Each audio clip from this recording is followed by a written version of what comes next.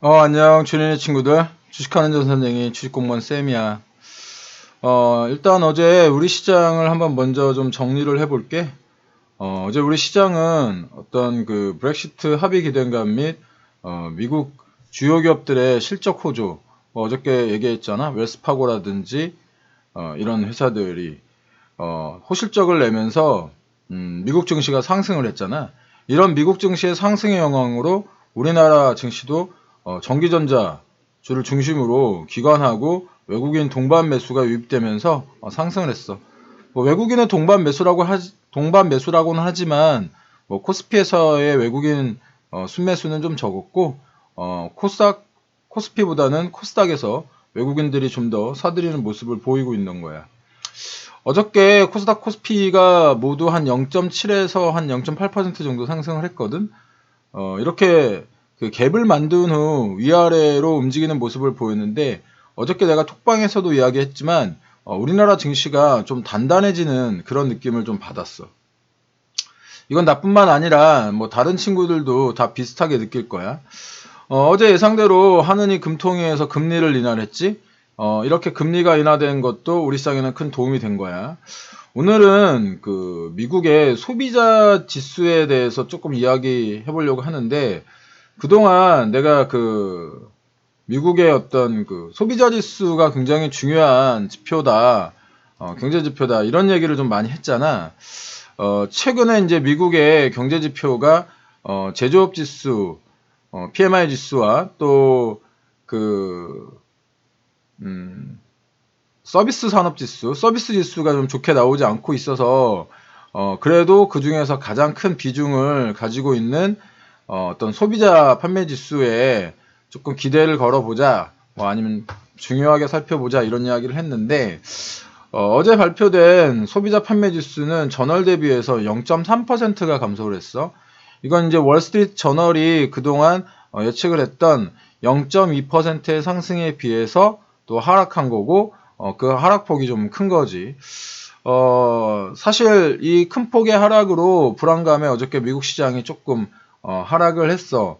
0.3% 정도의 하락인데 아주 큰 폭의 하락이라고 볼 수는 없지만 사람들이 예측했던 아까도 이야기한 그 제조업 지수, 그 다음에 서비스업 지수, 그 다음에 소비자 판매 지수, 이 3대 지수가 모두 약한 모습을 보이자 약간 좀 투자자들 입장에서는 공포를 느낀 거지. 주식 공무원이 이 소비자 지수에 집중하라고 이야기를 했잖아. 그렇기 때문에 이번에 소비자 지수가 떨어졌기 때문에 굉장히 실망한 주린이 친구들도 많을 거야. 그래서 그 주식 공무원이 이렇게 불안해하는 친구들을 위해서 좀 더 오늘은 소비자 지수에 대해서 이야기해 보려고 해. 한 발짝 더 들어가 보자고. 상무부의 보고서를 일단 살펴봐야지 되는데 상무부 보고서를 보니까 건축자재 온라인 구매, 특히 이제 줄어든 곳이 자동차에 대한 지출이 크게 줄어들었더라고. 자동차 판매는 9개월 동안에 8개월 만에 지금 줄어든 건데 0.9% 감소했고 주유소의 수입은 더 싼 휘발유 때문에 0.7% 정도 감소했어. 그러니까 자동차, 휘발유, 건축자재, 식품 서비스 등 소매 판매량은 8월에 비해서 0.3% 증가한 후 8월에 0.3% 증가한 후 9월 달에 이제 거의 변화가 없었거든. 이제 소위 핵심 그 수치는 미국 경제 활동에 어떤 그 영향을 주는 소비자 지출 구성 요소에 훨씬 더 가깝다. 이렇게 좀 판단하면 되는 거지. 무슨 얘기냐면 9월 소매 판매 지수가 가격과 관련된 휘발유 등이 이제 하락을 하면서 이렇게 줄어든 거잖아. 그러니까 이제 기본 통제 그룹에서 어떤 그 줄어들지 않았다는 점은 괜찮지만 사실상에서는 소비자 성장이 좀 둔화되고 있다. 이런 어떤 그 식으로 받아들이면 이제 크게 틀리지 않아. 또 이런 물론 이제 그런데 이런 사실이 결코 소비자 지수가 완전히 흔들리고 있다, 붕괴되고 있다라고 하는 이런 결정적인 증거는 아니야. 하지만 내가 이야기했다시피 소비자 지수는 제조업 지수에 영향을 줄 수 있고 소비자 지수는 서비스업 지수에 영향을 줄 수 있기 때문에 소비자 지수가 하락을 한다는 것은 제조업 지수라든가 아까 얘기한 서비스업 지수가 하락할 수 있다라고 하는 이런 상황이 조금 만들어졌다는 점은 경계해야 된다는 거지. 그런 점에서 내가 개별 종목 하나를 조금 이야기를 해주려고 하는데, 여러분들이 이제 그 최근에 방송이라던가 다른 전문가들이 현대차와 기아차에 대해서의 어떤 매수 추천이 많이 나오더라고.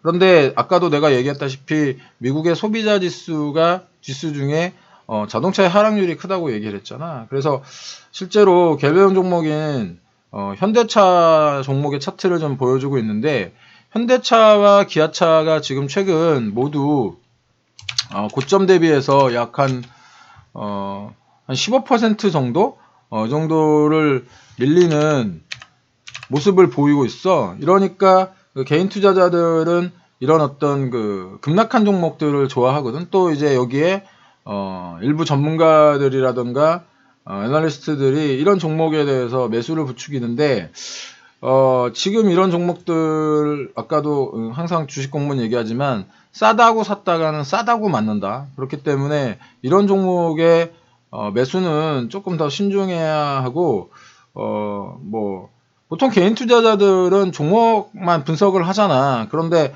우리 같은 선수들은 시장의 흐름을 먼저 분석을 하거든.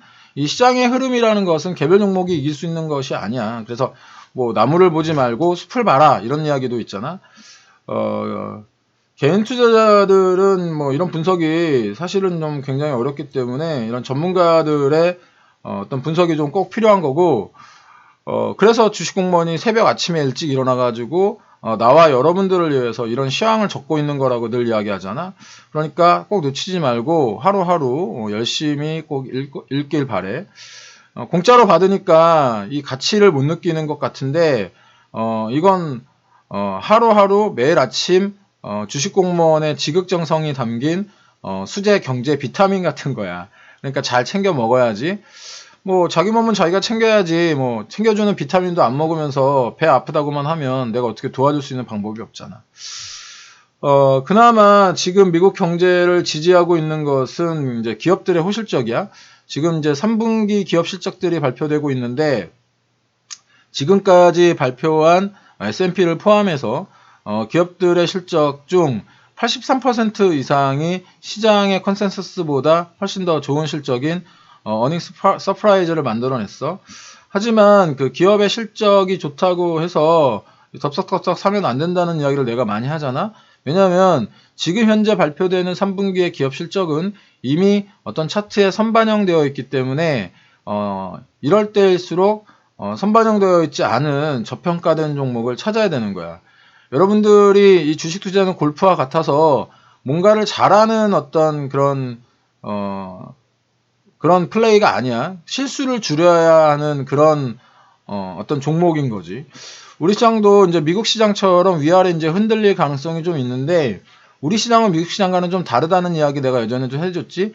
미국 시장은 지난 1년 몇 개월 동안 쭉 상승했던 반면에 우리 시장은 오히려 중국 시장과 커플링 되어 있고 우리나라 시장과 중국 시장은 밑으로 쭉 처박혔던 시장이기 때문에 이제서야 이제 바닥권을 회복하고 있으니까 말이지.